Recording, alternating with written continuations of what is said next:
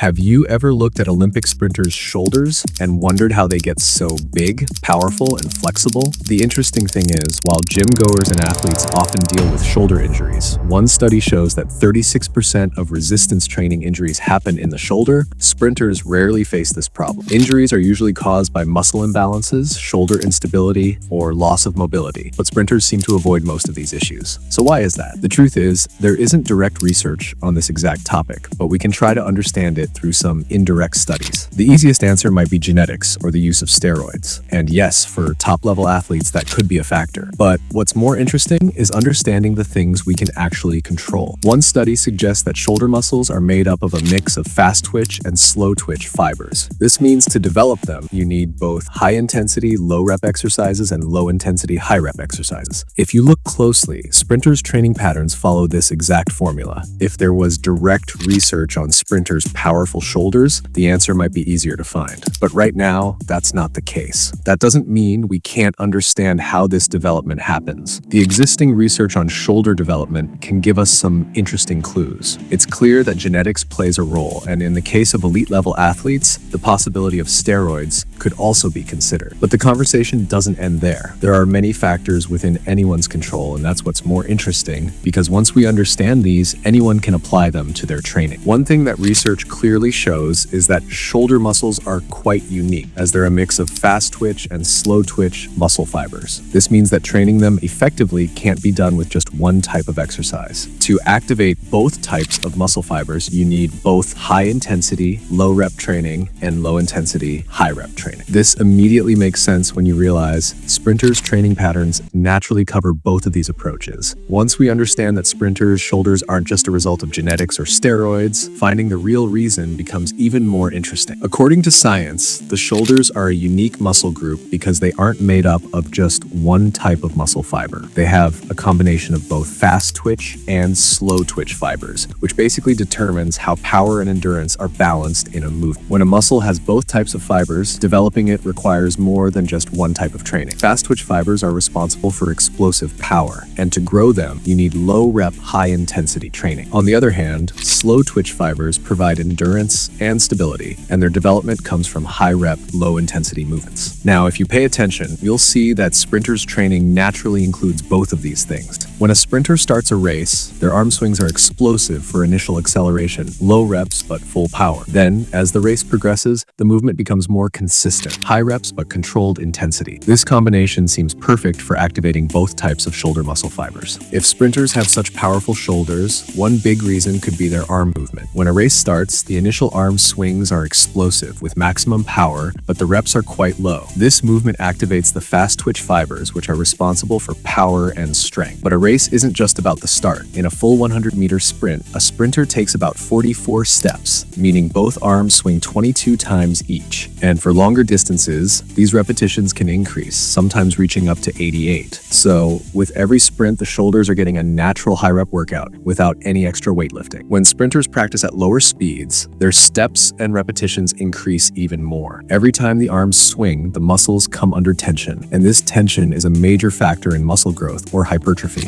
Whenever muscle growth is discussed, the concept of hypertrophy comes up. According to science, there are three major ways muscle hypertrophy occurs, and one of them is mechanical loading, which means when a muscle experiences consistent tension, it starts to grow. This theory seems even more relevant when we look at sprinters' shoulder size and strength. A sprinter's body position doesn't just put stress on the muscles during the race, but also during their start setup. When they're in the starting blocks, their entire upper body balance is on their shoulders and arms. The rear shoulders are in a stretched position, while the front shoulders are contracted. These extreme positions create tension in the muscles, which can serve as a natural trigger for their development. If anyone has ever tried holding a sprinting start position, they'll know how demanding it is. While it might look simple on TV, it's actually quite challenging because it requires not just balance, but also stability and strength. The sprinters who can maintain control in this position for longer tend to have stronger shoulders, which also helps with their overall performance. If a sprinters race only depended on their running speed, then the start position might not be so important. But the reality is that a good start can decide the entire race, which is why sprinters practice maintaining control in that position over and over again. Legendary sprint coach Tom Tes emphasized that a sprinter should master the start position so well that they can hold it for a long time without losing stability. During training, this doesn't happen just once. Sprinters repeat the start setup multiple times in every session. Every time they get into the blocks, place their weight on their hands and shoulders, and practice the initial arm swings, their muscles go through a strong time under tension phase. This tension not only builds power, but also increases endurance,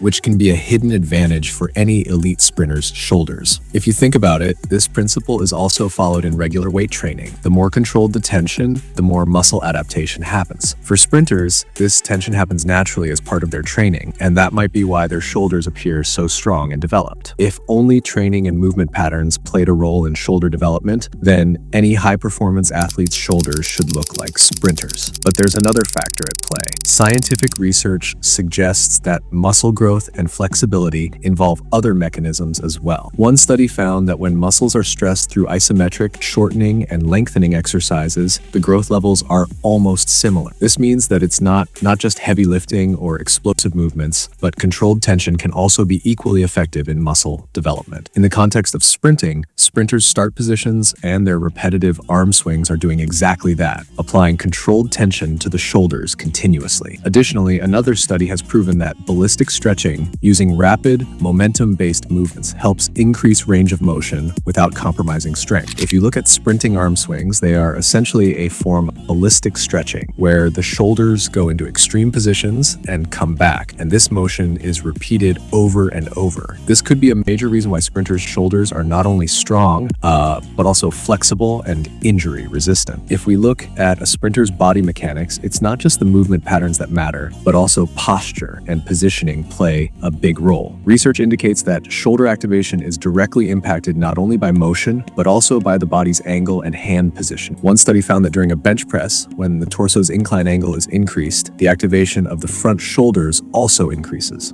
Now, if we look at the sprinting start position, it's at a steep incline. The sprinter's upper body is almost leaning forward, which puts even more stress on the shoulders. This means that even without additional weight, the posture itself is creating a significant load on the shoulder. On the other hand, another study analyzed rear shoulder activation and found that the most activation happens when the hands are in a neutral position. Interestingly, in sprinting, the arm swings also occur in this neutral position. This could be another indication that sprinters' natural movement creates the perfect conditions for shoulder development and strength. These theories aren't absolute proof, but based on the available research, they provide quite logical explanations for why sprinters have such impressive shoulders. Simply attributing it to genetics or steroids might seem like an easy answer, but when we consider training, biomechanics, and muscle activation, all of these factors together play a significant role. And that's what makes this discussion even more interesting. Are there any other factors we might have missed? Do you have any other theories that could explain this topic further? If yes, make sure to share them in the comments. The more we explore this topic, the clearer it will become. If you enjoyed this video or learned something new, make sure to hit like and click here for more interesting content. See you in the next video.